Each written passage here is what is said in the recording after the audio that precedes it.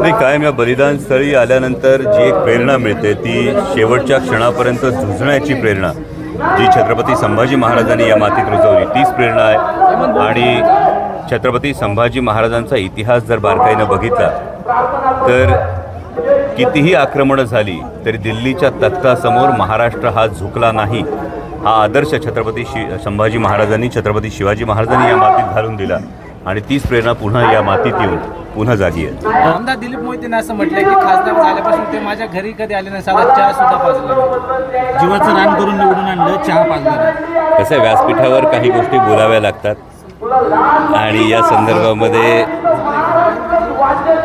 व्यक्तिगत या पद्धतीनं कोणी काही बोलत राहील त्या प्रत्येकाला उत्तर देण्यापेक्षा शिरूर लोकसभा मतदारसंघासाठी काय प्रोजेक्ट्स आणलेले आहेत, आपण काय काम केलेलं आहे, संसदेमध्ये काय कामगिरी केलेली आणि हे होत असताना आज देशातली काय परिस्थिती आहे ही सगळी महत्त्वाची। त्यामुळे माननीय आमदार महोदयांना माझी ही विनंती आहे की खासदारांनी चहा पाजला की नाही यापेक्षा ज्या महायुतीचं आपण काम करतात त्या महायुतीनं कांद्याची निर्यातबंदी उठवली की नाही हा प्रश्न विचारणं जास्त महत्त्वाचं आहे आमच्या शेतकऱ्यांसाठी। कांद्याच्या मुद्द्यावरच कांद्याचे बाजारभाव पडलेले आहेत, निर्यातबंदी झालेली आहे। दुसरीकडे नाशिकचे बाजारभाव जवळपास 8 दिवसापासून ठप्प आहे, 500 कोटींची उलाढाल जवळपास ठप्प झाली, मात्र अद्यापही त्यात तोडगा निघाला नाही। मला वाटतं हे जे प्रश्न आपण मला जसे विचारतात तसेच महायुतीच्या प्रचार करणाऱ्या प्रत्येकाला विचारा की व्यक्तिगत टीका करण्यापेक्षा भारतीय जनता पक्षाच्या सरकारनं सर्वसामान्य शेतकऱ्याच्या ताटात जी माती कालवली आहे त्याविषयी या सगळ्या लोकांचं काय म्हणणं आहे, कुठल्या तोंडानं आपण मत मागायला सर्वसामान्य शेतकऱ्याच्या दारी जात आहात हा फार महत्त्वाचा प्रश्न आहे। कारण उद्या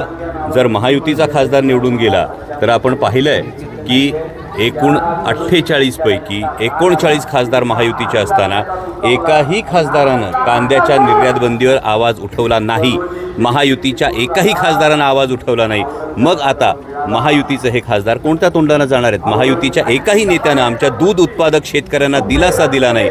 10-12 रुपयांनी लिटर मागं दुधाचे दर पडलेले आहेत, याविषयी महायुतीचे नेते काय बोलणार? त्यामुळे माझी विनंती आहे, हे सगळे मोठे नेते आहेत, चहा पाजला की नाही पण त्या चहात जे दूध टाकतो ना आपण त्या दुधाचे भाव 10 ते 12 रुपयांनी पडलेले आहेत, त्यासाठी आपण काय केलं याचं उत्तर देणं जास्त गरजेचं आहे। महायुती शिरूर लोकसभेला मोठा धक्का बसलेला आहे। खेडचे जे समन्वयक होते अतुल देशमुख त्यांनी खरं तर भाजपला रामराम केलेला आहे, तुमच्यासोबत येणार अशी चर्चा आहे। त्यांनी महायुतीला रामराम केला इतकं मला ठाऊक आहे, पुढची गोष्ट मला अजून ठाऊक नाही, पण मी अजूनही हेच सांगेन की ये तो सिर्फ ट्रेलर आहे, पिक्चर अभी बाकी आहे। तुमचा त्यांच्याशी संपर्क झालाय का काय? माझा शिरूर लोकसभा मतदारसंघातल्या प्रत्येक नेतृत्वाशी फार चांगला संपर्क आहे, त्यामुळे ठराविक एका व्यक्तीशी झाला की नाही यापेक्षा माझा प्रत्येकाशी चांगला संपर्क आहे। अनेक नाराज आहेत, अनेकांशी तुमचा संपर्क होईल असे सुद्धा बोलले जाते, तर ते नाराज कोण आहेत? धन्यवाद। मीडियाच्या माध्यमातून आपण महायुतीतली नाराजी ही स्पष्टपणे आपल्या प्रश्नातूनच समोर मांडली, त्याविषयी मी मनापासून आभार मानतो। कारण ही गोष्ट अगदी स्वाभाविक आहे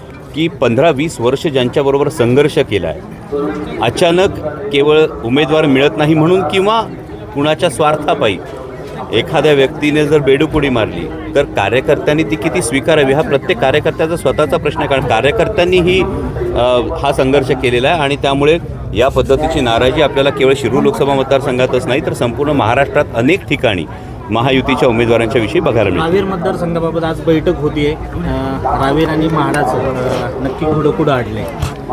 मला वाटतं की आदरणीय पवारसाहेब बैठक घेत आहेत आणि पवारसाहेब बैठक घेत असताना त्याविषयी मी भाष्य करणं उचित नाही, पण तोडगा तुम्हाला लवकरच निघालेला दिसेल। एकनाथ खडसे भाजपमध्ये चाललेले आहेत आणि एकनाथ खडसेंची मुलगी अजूनही तुमच्या सोबतच आहे, परंतु त्यांनाही भाजपकडे नेण्याचा प्रयत्न चालला आहे। हे बघा, मला असं वाटतं की राष्ट्रवादी काँग्रेस पक्षाच्या महिला प्रदेशाध्यक्ष ॲडव्होकेट रोहिणीताई खडसे यांनी आपली भूमिका स्पष्ट केलेली आहे आणि त्यामुळे त्या एकदा स्पष्ट केल्यानंतर रोहिणीताईंच्या या भूमिकेचं मी मनापासून स्वागत करतो आणि लोकशाहीमध्ये ही प्रत्येकाला आपलं मत हे व्यक्त करण्याचा जसा अधिकार आहे त्या पद्धतीने रोहिणीताईंनी ठाम भूमिका घेतली आहे, त्यामुळे रोहिणीताईंच्या भूमिकेचं मी स्वागत करतो। राजकीय पक्षांना प्राधान्य देत असतात, त्यांचे बाईट्स दाखवत असतात, त्याच माध्यमांवर दिलीप मोहिते म्हणतात महिनाभर पेपर वाचू नका आणि टीव्ही पण पाहू नका।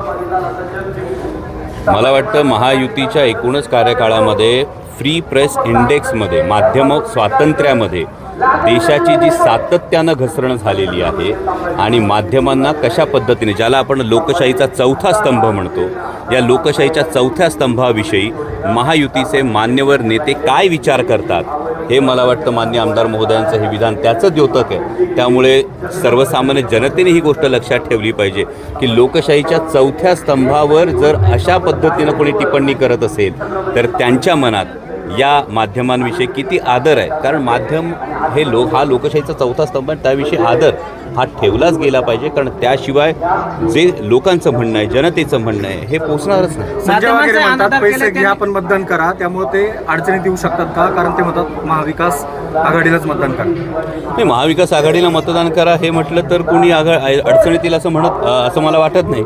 आणि त्याहीपेक्षा महत्त्वाचा पहिला जो मुद्दा आहे हा भारतीय जनता पक्षाच्या अनेक नेत्यांचे पब्लिक डोमेनमध्ये तुम्हाला तसे